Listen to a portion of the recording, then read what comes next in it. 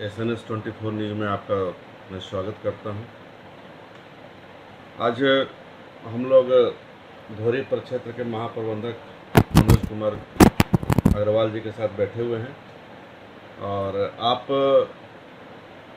की कर्मठता के वजह से आपके जो कर्तव्य आपने जो निभाया है कंपनी के प्रति, उसके वजह से विदेश भी जाने का मौका मिल रहा है। तो हम चाहेंगे अग्रवाल साहब कि आप ये बताइए कि विदेश जो आप जा रहे हैं, कहाँ जा रहे हैं, क्यों जा रहे हैं और किस प्रयोजन से जा रहे हैं और उसका सिलेक्शन किस कारण हुआ।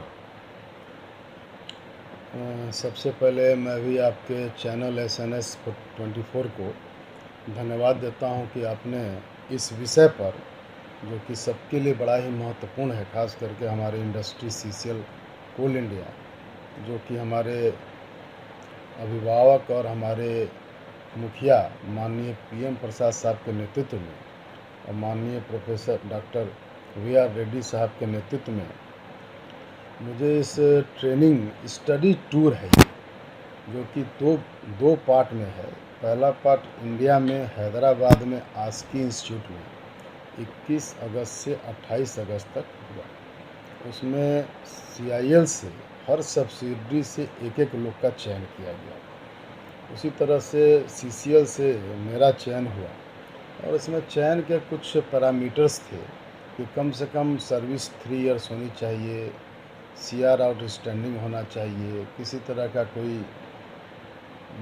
विजिलेंस एंगल या वो नहीं होना चाहिए, और 2-3 इसमें फैक्टर्स थे। उन सब वजहों से कंपनी ने और हमारे माननीय CMD साहब ने यह जाने का मौका उन क्राइटेरिया के बेसिस पर, परफॉर्मेंस के बेसिस पर मिला। 21 से 28 का जो हैदराबाद में ट्रेनिंग हुआ, उसके पश्चात अब ये जो विदेश का जो स्टडी टूर है वो 25 सितंबर से 5 अक्टूबर तक है। और इसके तहत इसका जो है advance global techno management program 2023, ये आस्की हैदराबाद के द्वारा कंडक्ट किया जा रहा है। यही देश में भी कराया और इसी का लाइजनिंग, इसका कोऑर्डिनेशन है विदेश में, उसके थ्रू। इसका थीम जो है विदेश में कहाँ पर? हाँ, विदेश में सबसे पहले हम लोग को फ्रांस, पेरिस में जाएंगे, उसके बाद जर्मनी में है, फिर स्विट्ज़रलैंड है, फिर ऑस्ट्रिया है, फिर स्लोवेनिया है। ये 5 कंट्री में पहले क्लासरूम ट्रेनिंग देगा, फिर अलग अलग इंडस्ट्रीज़ में ले जा कर के कि उन देशों में क्या क्या चल रहा है, जिसका कि प्रशिक्षण और अपने आँखों से देखने के पश्चात हम अपने इंडस्ट्री को क्या ऊंचाई दे सकते हैं, कैसे उसके एडवांस स्टेज तक पहुंचा सकते हैं। ट्रेनिंग क्या टेक्नोलॉजिकल होगा या फिर आपका थियोरेटिकल होगा या सब्जेक्ट उसका क्या होगा?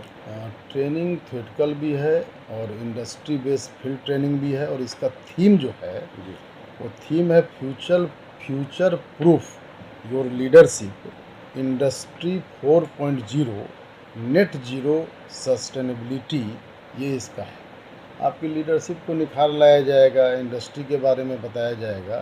तो बहुत ही महत्वपूर्ण और बहुत ही जैसे सकारात्मक ट्रेनिंग है। हैदराबाद में भी जो हम लोगों ने 8 दिन का 21 से 28 तक किया, उसमें भी काफ़ी कुछ सीखने का मौका मिला। फैकल्टी वगैरह उसमें जो थे देश के एक से एक विद्वान IAS अफसर वगैरह थे। तो यह ट्रेनिंग के पश्चात और पता चलेगा कि क्या इससे लाभ हमको मिलेंगे। लेकिन ये इतना सुनिश्चित है कि देश के अंदर जो हैदराबाद में ट्रेनिंग हुआ, उससे यह ज़रूर आशा हमें है कि विदेश की जो ट्रेनिंग होगी और सभी डेवलप्ड कंट्रीज़ में एक तरह से हो रहा है, तो उसमें हैदराबाद से भी प्रोफेसर हम लोग के साथ में जाएंगे। और इसमें लगभग 40 हैं पूरे देश से, 14-15 पब्लिक सेक्टर हैं, जैसे सेल से भी 7 लोग हैं, गेल से हैं, ONGC से हैं और विभिन्न इंडस्ट्री पब्लिक सेक्टर से लोग इसमें जा रहे हैं। तो मुझे पूरा विश्वास है कि जो मौका कंपनी ने मुझे दिया है, मैं भी कंपनी के प्रति ये 32-33 साल में विदेश स्टडी टूर का मौका मिला है, जिसका पूर्ण रूप से लाभ लेते हुए कंपनी को अपना पूरा योगदान देने का मैं प्रयास करूंगा। और मैं पुनः अपने चेयरमैन साहब और CMD साहब को इस अवसर के लिए बधाई दूंगा। हैदराबाद से जो आप जो सीख करके आए, जो वहाँ आपने ट्रेनिंग लिया, तो उसका क्या इम्प्लीमेंटेशन यहाँ आकर के आपने किया, और किया तो किस किस बिंदु पर? इम्प्लीमेंट किया? ये हैदराबाद में जो हम लोगों ने ट्रेनिंग किया, इसके अतिरिक्त भी बहुत सारे IIScM रांची और IIM नागपुर में भी हम लोगों ने सब ट्रेनिंग लिया। आज का मेन विषय है कि धीरे धीरे कोयले की खपत कम होती जाएगी जी। और रिन्यूएबल एनर्जी जैसे कि एयर हो गया, सोलर सिस्टम हो गया, न्यूक्लियर हो गया, हाइड्रो, इसके तरफ इन्वायरमेंटल पॉइंट ऑफ व्यू से देश का, पूरे विश्व का ज़्यादा झुकाव है। और लगभग 25-30 साल के बाद आज जो कोयले पर हम लोग इंडिया लगभग 70% डिपेंडेंट है, वो धीरे धीरे इसको रिड्यूस करना है। कि आपको मालूम ही होगा कि कोयला जलता है तो उससे इन्वायरमेंट जी। में पॉल्यूशन होता है, और एयर से, सोलर से, हाइड्रो से, न्यूक्लियर से जो होगा उससे पर्यावरण के लिए लाभदायक रहता है। तो ये एक विषय था। और इसके अलावा आप अपना पर्सनालिटी डेवलपमेंट और अपने लीडरशिप में क्या निखार लाएंगे, इस तरह से बहुत सारे बिंदु थे। जैसे हमें वहाँ डॉक्टर रेड्डीज़ के लैब में ले गया गया हैदराबाद में, तो डॉक्टर रेड्डीज़ का जो ये जो हम लोग का आजकल जो मेडिसिन बनता है, जो जेनेटिक मेडिसिन, जो कम दाम में और विश्व स्तर का वो लैब था। इसके अलावा CSR के तहत भी वहाँ पर एक सेंटर में हम लोगों को ले गया गया, जहाँ पर सही अर्थ में CSR में गवर्नमेंट कार्य कर रही है।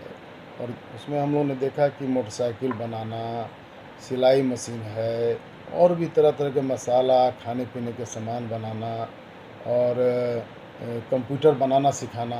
और वो तो वहाँ सिखा ही रहा है, साथ साथ जितने भी लड़के और लड़कियाँ उसमें ट्रेनिंग ले रहे हैं उनको जॉब से भी जोड़ रहा है, गारंटी दे रहा है कि जॉब भी मिलेगा। तो ये एक अच्छी बात जॉब है। जॉब गवर्नमेंट जॉब मिलेगा या फिर प्राइवेट या कंट्रेक्चुअल या फिर वो सेल्फ एम्प्लॉयमेंट में जॉब? इसमें प्राइवेट में ज़्यादा मिलेगा, जो अलग अलग इंडस्ट्रीज़ चल रही हैं। जी। जैसे ITI का लड़का है, कंप्यूटर सीख लिया, वहाँ पर इतना अच्छा सर्टिफिकेट भी देता है। जी। सिलाई मशीन में लड़कियाँ थी, मसाला बनाने में लड़कियाँ थी, और इसी तरह से मैंने 8-10 विभाग थे और अलग अलग कंपनियाँ। वो ट्रेनिंग सेंटर इतना उच्च श्रेणी का है कि वहाँ पर तरह तरह की कंपनी आ कर के और लड़कों को उठा करके ले जाती है। तो गवर्नमेंट जॉब भी लग सकता है, प्राइवेट भी लग सकता है। और कोई लड़का चाहे, एक आध लोग तो अपना जैसे कि स्टार्टअप वगैरह होता है उसको खोल लिए, तो माने सर्वांगीण विकास का वह एक माध्यम है। और उस तरह से हम लोग अपने यहाँ भी, जी। जो हमारा CSR के तहत हम लोग बहुत काम करते हैं, तो जो हम लोग कार्य करते हैं वो समाज के लिए, गांव के लिए, इसके लिए, तो वहाँ से हमें ये प्रेरणा जरूर और सीखने का मौका मिलता है कि उस तरह का सेंटर। और मैंने अपने डायरेक्टर पर्सनल साहब को भी मैंने बताया वहाँ से आने के बाद कि जितने भी हमारे CSR के अधिकारी हैं और सिविल के, इनको एक कार्यक्रम के तहत हैदराबाद के उस सेंटर में भेजा जाए, जिससे कि वो सीख कर, जो कि डायरेक्टली इस कार्य से संबंधित हैं। तो डायरेक्टर साहब ने मेरे निवेदन को बिल्कुल स्वीकार किया और बोला कि ऐसा हम लोग करेंगे। तो काफ़ी लाभ हमें मिल सकता है। हैदराबाद की ट्रेनिंग से भी काफ़ी लाभ मिला, और बाहर से भी हम लोग सीख कर, समझ कर जब आएंगे तो मुझे पूर्ण विश्वास है कि हम लोग इसका लाभ अपने क्षेत्र को, स्टेट को, कंट्री को दे पाएंगे।